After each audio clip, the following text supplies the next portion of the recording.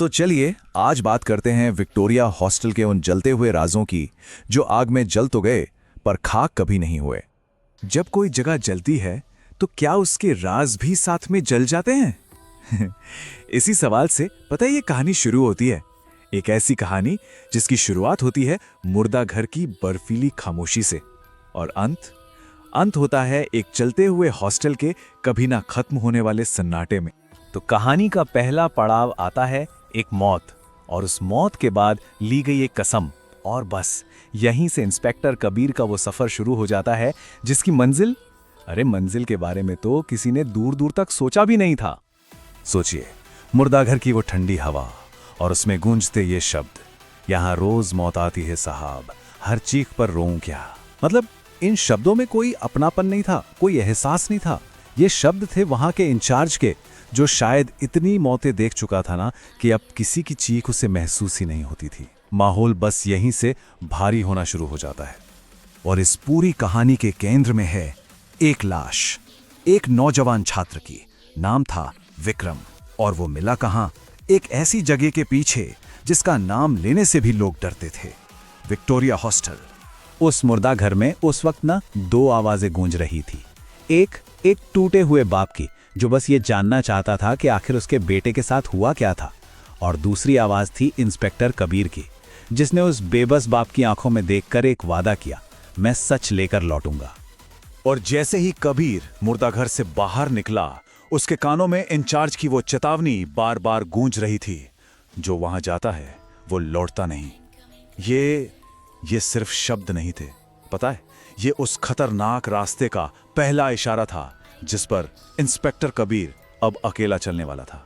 अब कबीर उस जगह के दरवाजे पर था जहां से हर राज जुड़ा हुआ था। एक ऐसी जगह जिसके अपने कायदे थे, अपनी दुनिया थी, और जहां रात का मतलब कुछ और ही था। वो रास्ता ही अपने आप में एक कहानी कह रहा था। मीलों तक फैला हुआ सन्नाटा और अंधेरा, हवा की सरसराहट भी डरा रही थी। और जैसे जैसे कबीर उस पहाड़ी पर बने हॉस्टल के नजदीक जा रहा था ना, एक अजीब सा, अनजाना सा भारीपन उसे घेरता जा रहा था। हॉस्टल पहुंचने पर उसे एक चौकीदार मिला, लेकिन उसकी आवाज में कोई उतार चढ़ाव भी नहीं था। बिल्कुल सपाट, जैसे कोई मुर्दा बात कर रहा हो। और उसका पैगाम एकदम साफ था, इस जगह की असलियत अंधेरे में ही बाहर आती है। और जैसे ही कबीर ने अंदर पहला कदम रखा, एक नामुमकिन सी चीज हुई। जो हॉस्टल बाहर से सालों से बंद और वीरान दिख रहा था, उसके अंदर हर एक कमरे में अचानक रोशनी जल उठी। लेकिन डरावनी बात रोशनी नहीं, खामोशी थी। इतनी रोशनियों के बावजूद अंदर से कोई आवाज नहीं आ रही थी, बिल्कुल भी नहीं। और फिर कबीर को पता चले हॉस्टल के नियम। ये नियम किसी हॉस्टल के नहीं, बल्कि किसी जाल के लग रहे थे। किसी से बात मत करो, किसी के कमरे में मत जाओ, और एक बार अंदर आ गए तो बाहर मत जाओ। हर नियम एक चेतावनी थी कि यहां से बचकर निकलना आसान नहीं होगा। अब तक जो सिर्फ एक अनजाना सा डर था, वो हकीकत बनने वाला था। हॉस्टल का वो दम घोटने वाला सन्नाटा अब टूटने ही वाला था, और उसके बाद जो सामने आने वाला था वो किसी के भी होश उड़ाने के लिए काफी था। और फिर वो हुआ, एक चीख, इतनी दर्दनाक, इतनी खौफनाक कि ऐसा लगा जैसे किसी ने अपनी आंखों के सामने मौत देख ली हो। खेल अब शुरू हो चुका था। कबीर उस चीख की तरफ भागा और एक दरवाजा तोड़ दिया। लेकिन अंदर का मंजर ऐसा था कि उसकी सांसें ही रुक गईं। एक कमरा जो पूरी तरह जलकर राख हो चुका था, और उस राख के बीच एक कंकाल जिसकी खाली आंखें सीधे कबीर की तरफ ही देख रही थीं। इससे पहले कि कबीर कुछ भी समझ पाता, आग की लपटें हर तरफ से उसे घेर लेती हैं। चारों तरफ चीखें, जलने की गंध, मदद के लिए पुकारें। कबीर अब सिर्फ एक इंस्पेक्टर नहीं था, वो उस भयानक रात का हिस्सा बन चुका था जो सालों पहले यहां गुजरी थी। वो फंस चुका था। अब कहानी अपने उस मोड़ पर आ चुकी थी जहां सारे पर्दे हटने वाले थे। ये आग जिस्म नहीं जला रही थी, ये एक याद जला रही थी। और अब इस याद के पीछे का सच बताने वाले थे वो जो खुद इस आग में कैद थे। तभी चौकीदार की आवाज ने सब कुछ साफ कर दिया। अब देर हो चुकी है। ये आग अभी नहीं लगी थी, ये एक एहसास था, एक हादसा जो यहां हर रात दोहराया जाता था, हमेशा के लिए। और फिर कबीर ने उस चौकीदार का चेहरा देखा। वो चेहरा किसी इंसान का नहीं था। पिघली हुई चमड़ी और सिर्फ सफेद आंखें।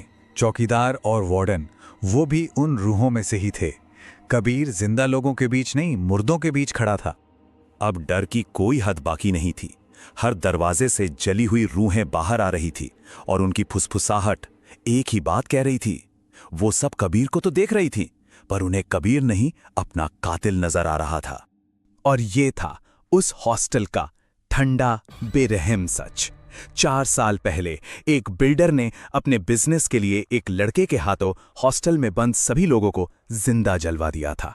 और तब से उन बेबस रूहों को इंसाफ नहीं, सिर्फ बदला चाहिए था। कहानी का राज तो खुल गया, लेकिन इंस्पेक्टर कबीर का क्या हुआ? ये आखिरी हिस्सा हमें एक अधूरे अंत और एक ऐसी चेतावनी के साथ छोड़ जाता है जो शायद कभी भुलाई नहीं जा सकती। और यही सवाल इस कहानी को और भी ज्यादा खौफनाक बना देता है। इंस्पेक्टर कबीर का आखिर हुआ क्या? क्या वो भी उन रूहों का हिस्सा बन गया, या वो वहां से किसी तरह निकल पाया? कहानी इस पर खामोश है, और ये खामोशी ही सबसे ज्यादा डराती है। और बस यहीं पर यह कहानी एक चेतावनी बन जाती है, एक सलाह कि कुछ जगहों के राज को कभी कुरेदना नहीं चाहिए, क्योंकि अंजाम शायद सहने लायक ना हो। और इसी अनकहे खौफनाक ख्याल के साथ ये कहानी खत्म होती है कि हो सकता है वो अभी भी उसका इंतजार कर रहे हों, अपने असली कातिल का, या फिर किसी और का जो गलती से उस रात वहां पहुंच जाए।